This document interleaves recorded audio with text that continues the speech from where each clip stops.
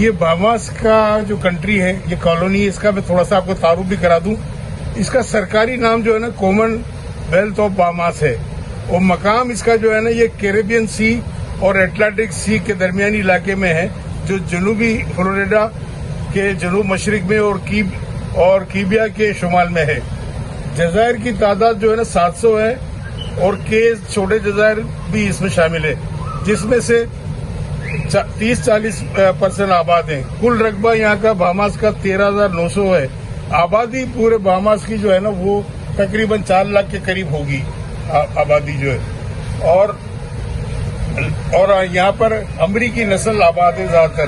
معمولی تعداد سفید فام، گورے اور دیگر جو ہے مخلوط نسل یہاں پر ملتی ہے. سرکاری زبان یہاں کی جو ہے نا وہ انگریزی ہے. ہسپانی یہاں آباد نہیں ہوئے، لیکن لوکینس کو غلام بنائے جانے کا عمل ہوا.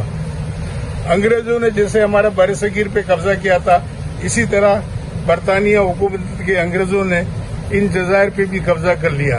اس سے پہلے یہاں جو افریقی نسل کے لوگ یہاں رہتے تھے، مگر چونکہ جزائر پہ انہوں نے قبضہ کر لیا تو اور یہ اس پہ قابض ہو گیا، برطانیہ حکومت میں آ گیا. جیسے برصغیر میں انہوں نے قبضہ کیا تھا، اس طرح کہ وہاں انہوں نے حکومت قائم کر لی.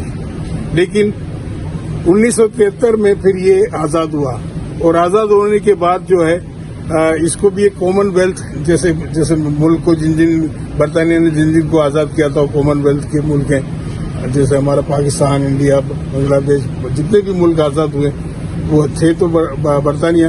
تو اسی طرح یہاں کی بادشاہ جو ہے ابھی بھی چارلس 3 جو ہمارے بادشاہ یہاں کے جسے سمجھے جاتے ہیں، مانے جاتے ہیں، اور وہ گورنر جنرل ایک طرح سے ہیں یہاں پہ.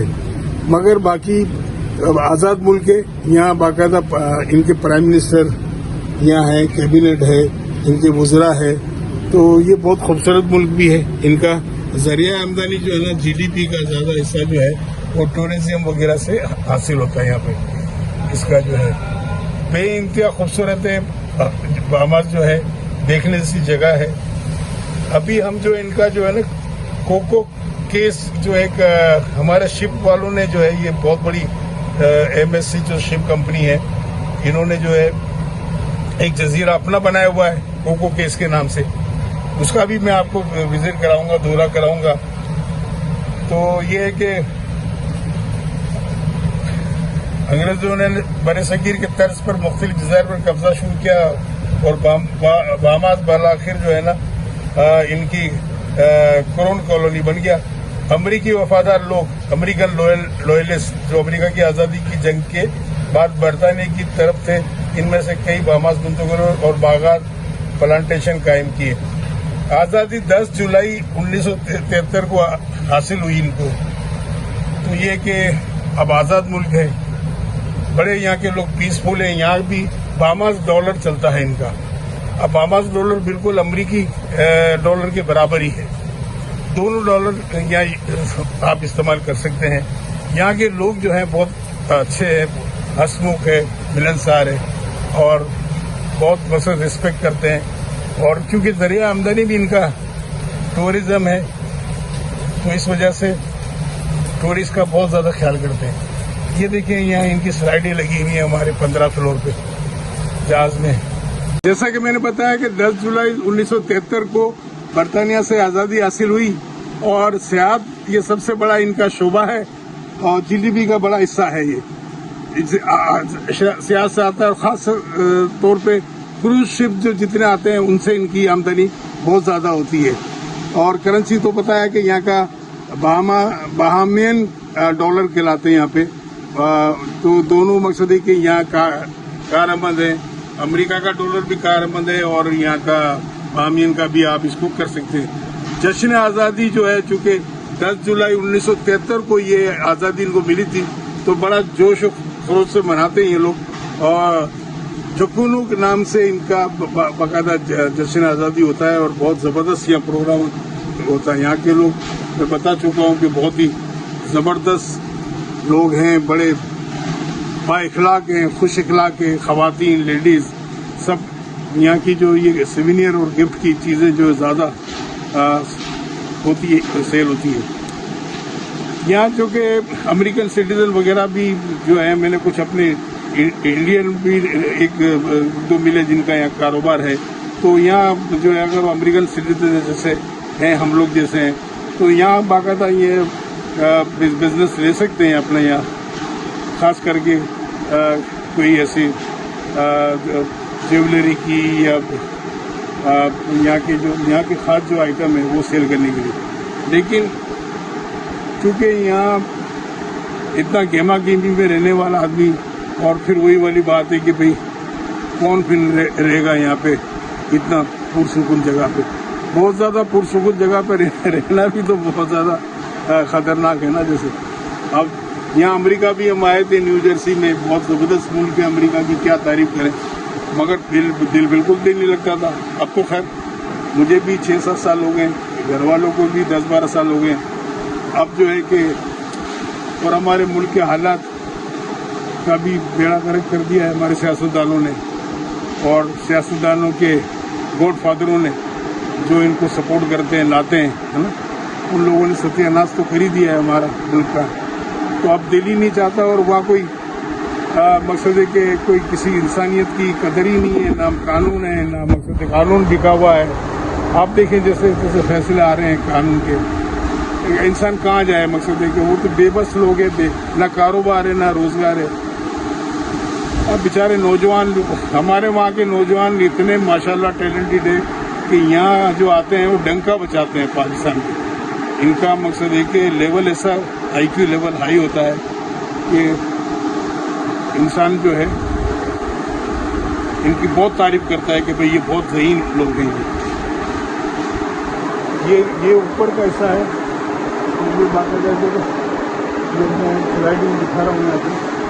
अभी क्योंकि सुबह है, लोग नाश्ते में मसरूफ़ हैं, तो ये कि मैं भी अभी नाश्ता करने के लिए नीचे जा रहा हूँ, फैमिली वहाँ पहुँची हुई है, तो फिर मैंने कहा कि चलें थोड़ा ऊपर से मैं बीच का व्यूज़ ले लेता कि आपको नज़ारा करवा देता, तो देखें कि आप कितना खूबसूरत है, माशाल्लाह, क्या बात है।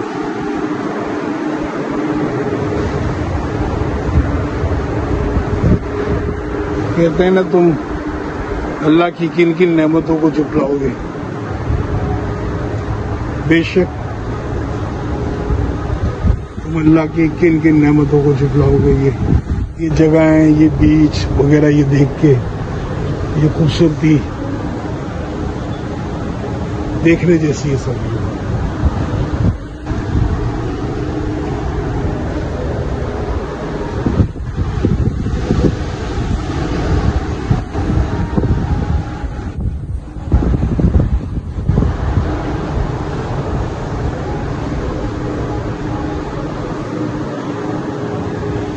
देख लें आप,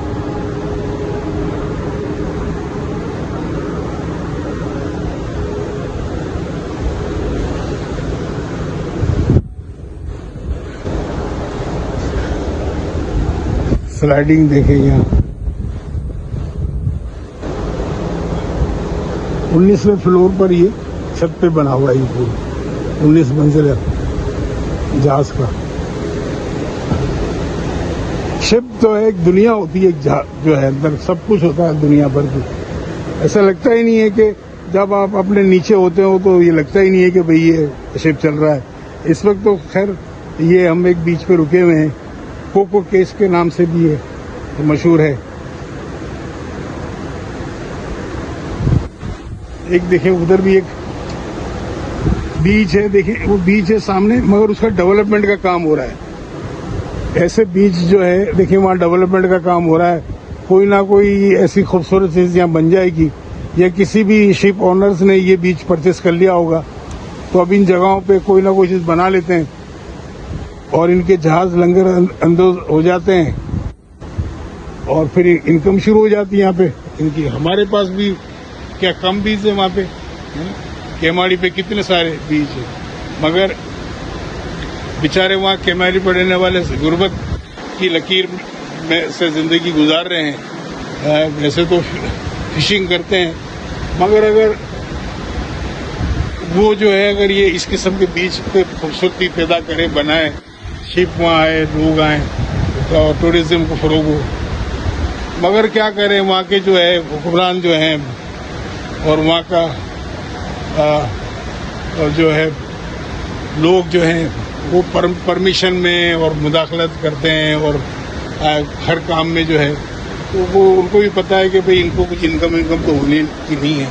बाहर से भी इन्वेस्टमेंट कोई नहीं आता, अंदर वाला भी करने के लिए तैयार नहीं होता, क्योंकि इनको पता है कि इनको इनका कहाँ से पूरा करेंगे। ये तो इतना मांगते हैं, इनको पता भी नहीं होता ना। असल में मसला ये है कि इनको डिमांड करने वालों को पता भी नहीं होता कि हम कितनी डिमांड कर रहे हैं। एक आदमी का कितना इन्वेस्टमेंट है, उसका क्या क्या प्रॉफिट है, उससे क्या चीज ली जाए। लें आप लोग भी लें, आप मगर है कि इतना लें कि दूसरा सर्वाइव कर सके। एक आदमी का इतना सारा इन्वेस्टमेंट होता है, इनकम नहीं हो रही होती और डिमांड इतनी करते हैं कि वो पूरा अपना इन्वेस्टमेंट भी बेच देना तब भी इनका पूरा नहीं कर सकते। तो हमारे वालों को एक तो मांगने का भी तरीका नहीं है, मांगने का भी सलीका नहीं है और मांगने का पता भी नहीं है कि मांगने कितने हैं और क्या लेना है, किस तरह इनको जो है जिंदा रखना है। तो ये मुल्क हमारा कैसे तरक्की कर गया, जो थे सिंसियर लोग वो रहे नहीं। इसलिए जो लोग यहाँ आते हैं वो कहानियाँ सुनाते हैं, तकलीफ होती है। हालांकि अल्लाह ताला ने हमारे प्यारे मुल्क को किन किन चीज़ों से नवाजा नहीं है, हमारे पास क्या क्या चीज़ें नहीं है। अगर हम वहाँ ऑनेस्ट हो जाएं, सब ईमानदार हो जाएं। देखिए यहाँ गवर्नमेंट अफसरान को भी कारोबार करने की परमिशन है, क्योंकि यहाँ जो है ना आवर्स पे हर आदमी काम करता है। बड़े कुछ जगह पर मंथली है, मगर ज़्यादातर 80-90% लोग आवर्स पे काम करते हैं। तो यहाँ आवर्स पे करते हैं तो भाई अपना टाइम पूरा करो और आप चले जाओ और अपना काम करो। तो यहाँ मैंने देखे पुलिस चीफ्स या हेड जो भी है ना, उनके अपने भी बिजनेस है, कारोबार है, और उनको गवर्नमेंट लीगली परमिशन देती है कि भाई आप कारोबार करो, क्योंकि गवर्नमेंट को 30% या 30% से बाबू टैक्स मिलता है उनके कारोबार करने से। तो जब इनको टैक्स उनकी सैलरी से भी मिल रहा है, डिडक्शन हो रही है, उनकी सैलरी से भी टैक्स डिडक्ट हो रहा है और उनके कारोबार से भी अगर पैसे मिल रहे हैं तो यहाँ क्या प्रॉब्लम है इनको। ये देखिए एक शिप खड़ा है वो बीच पे।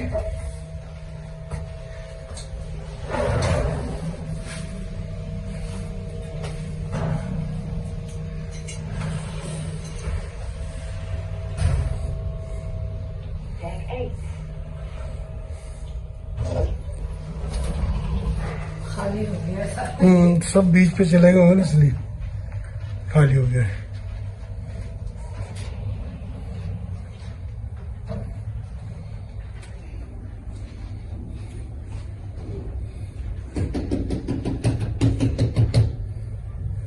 ये अपने रूम की बालकोनी से बाहर देख रहा हूं, मैं बालकोनी में खड़ा हूं। ओशियन के बीच है, यहाँ हमारा जहाज भी रुका हुआ है ओशियन के पे, ये देखें। और मैं अपनी बालकोनी में हूँ इस वक्त।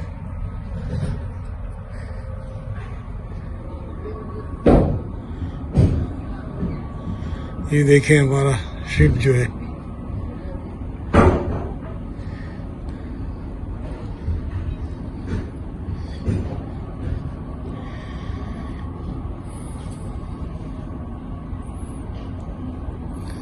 बहुत अच्छा मौसम है। बामास जो है ये कॉलोनी कंट्री कह लें, उसमें ये ओशियन के ये है, इसमें बीच पे हम लोग हैं। अभी बीच पे नीचे जा रहे हैं। सामने भी एक बीच जो डेवलप हो रहा है, वहाँ सब कुछ बनेंगे, रिजॉर्ट वगैरह।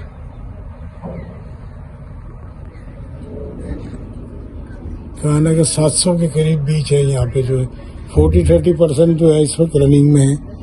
और ज़्यादातर ये हर बीच जो है उसमें शिप्स बड़ी बड़ी आके रुकती है, टूरिस्ट आते हैं। और मेन जीडीपी जो है इसकी इनकम का जरिया इस मुल्क का, बहामास का, वो टूरिस्ट ही है एक तरह से।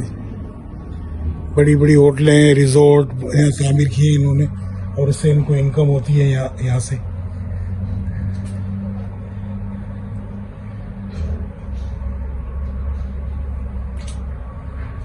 یہ روم ہمارا، یہ بیٹھ جاتے ہیں آرام سے مزے سے یہاں پہ، ہم لوگ بیٹھ جاتے ہیں مزے سے یہاں پہ، کھانا وانا بھی کھا لیتے ہیں یہاں پہ بیٹھ کے۔ 19 منزلہ ہے یہ شپ۔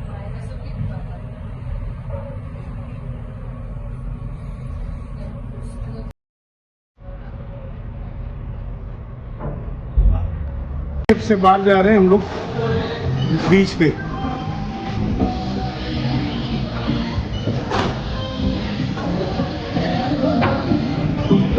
کلیئرنس ہو گیا، یعنی اپنا کارڈ جو ہے یہ اسکین کرتے ہیں۔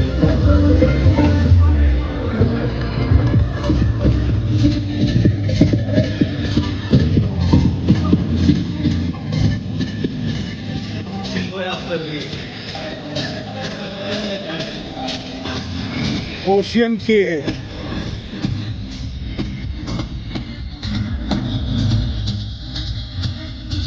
کلوزنگ ٹائم 6 بجے ہے اور اوشین کے 9:30 بجے کلوز ہوتا ہے۔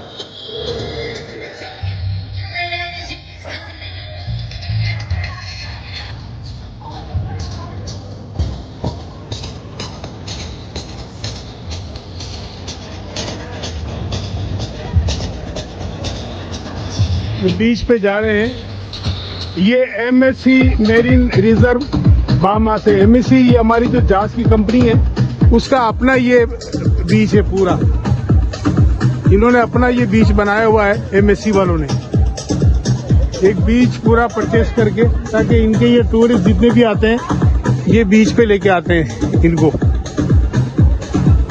ویلکم ٹو اوشین کے M S C marine reserve Bahamas. Bahamas country میں یہ بیچ پہ انہوں نے اپنا یہ بنایا ہے پورا اوشین کے۔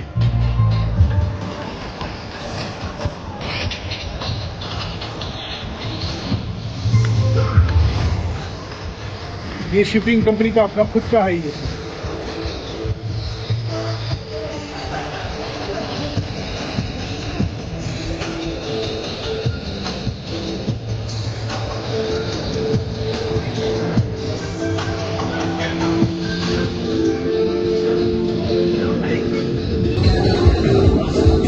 Hello, how are you? یہ شپ چلانے والا ہے، یہ شپ چلانے کا۔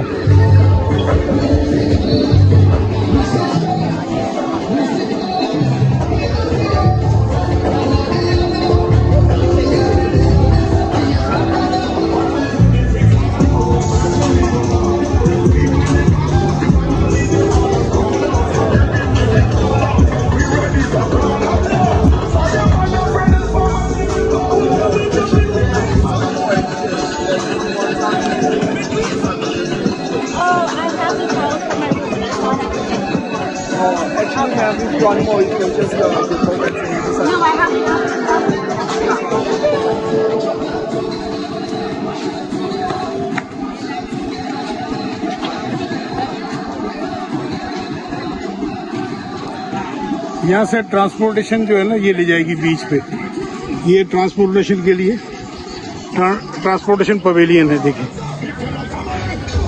پیچھے ہمارا جہاز کھڑا ہوا ہے۔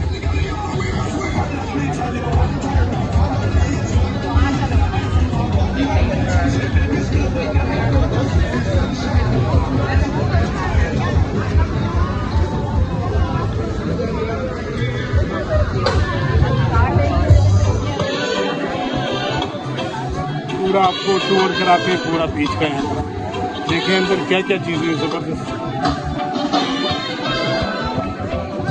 بہت خوبصورت بیچ۔ اسی شپنگ کمپنی نے بنایا ہے یہ ایک بیچ پہ، ریزورٹ بنائے ہوئے ہیں اور کافی چیزیں بیک سائڈ کی جو اوپر سے بھی میں نے دکھائی ہیں، جہاز میں بیٹھ کر اوپر سے بھی۔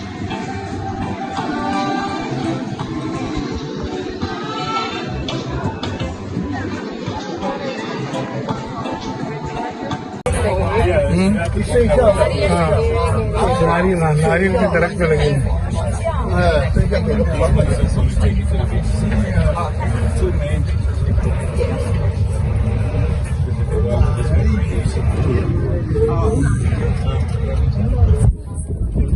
इसका ट्रांसपोर्टेशन से जो ये बीच का पूरा दौरा करा रहे हैं, देखिए ये पूरा बीच है ये।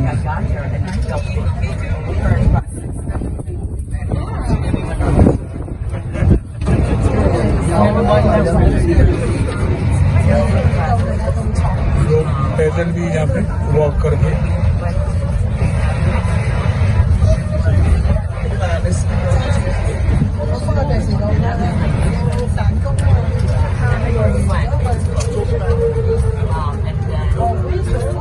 ये उन्हीं प्लेट में खाना वाना भी लेके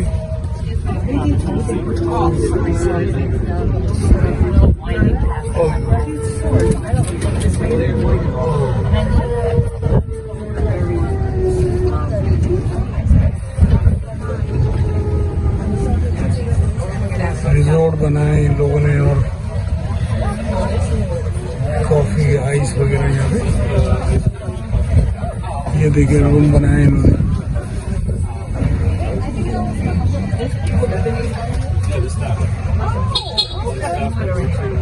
ये रूम देखें कितने अच्छे अपार्टमेंट बनाए हैं।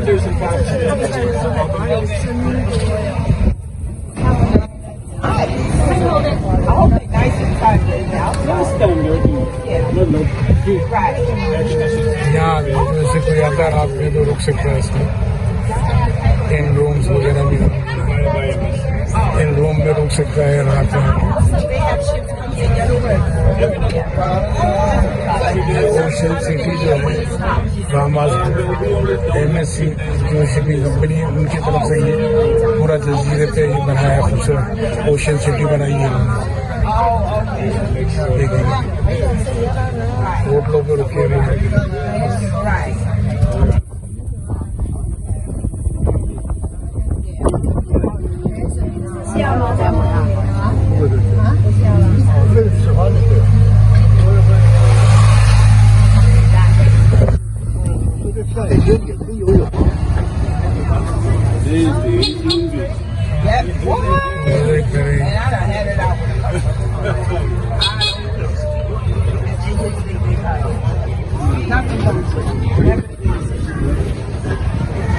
देखिए जिस तरह चावल एंजॉय करें आप। Marine conservation centre